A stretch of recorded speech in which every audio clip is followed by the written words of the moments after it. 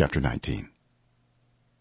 On the first day of the 3rd month after the Israelites left Egypt, on that very day they came to the desert of Sinai. After they set out from Rephidim, they entered the desert of Sinai, and Israel camped there in the desert in front of the mountain. Then Moses went up to God, and the Lord called to him from the mountain and said, "This is what you are to say to the descendants of Jacob, and what you are to tell the people of Israel. You yourselves have seen what I did to Egypt, and how I carried you on eagle's wings and brought you to myself. Now if you obey me fully and keep my covenant, then out of all nations you will be my treasured possession. Although the whole earth is mine, you will be for me a kingdom of priests and a holy nation." These are the words you are to speak to the Israelites. So Moses went back and summoned the elders of the people and set before them all the words the Lord had commanded him to speak.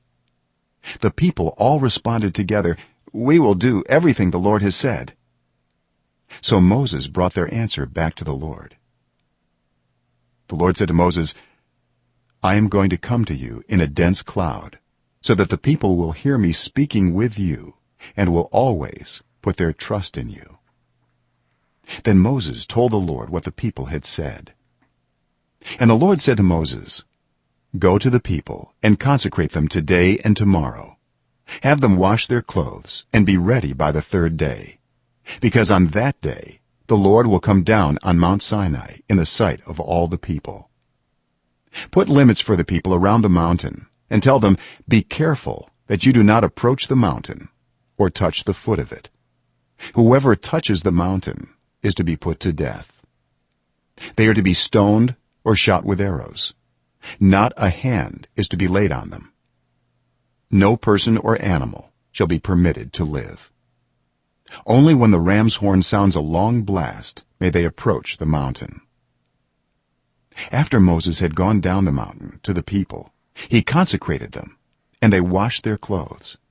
Then he said to the people, "Prepare yourselves for the 3rd day. Abstain from sexual relations." On the morning of the 3rd day there was thunder and lightning, with a thick cloud over the mountain, and a very loud trumpet blast. Everyone in the camp trembled. Then Moses led the people out of the camp to meet with God, and they stood at the foot of the mountain. Mount Sinai was covered with smoke, because the Lord descended on it in fire. The smoke billowed up from it like smoke from a furnace, and the whole mountain trembled violently. As the sound of the trumpet grew louder and louder, Moses spoke, and the voice of God answered him. The Lord descended to the top of Mount Sinai and called Moses to the top of the mountain. So Moses went up, and the Lord said to him, "Go down and warn the people, so they do not force their way through to see the Lord, and many of them perish. Even the priests who approach the Lord must consecrate themselves, or the Lord will break out against them."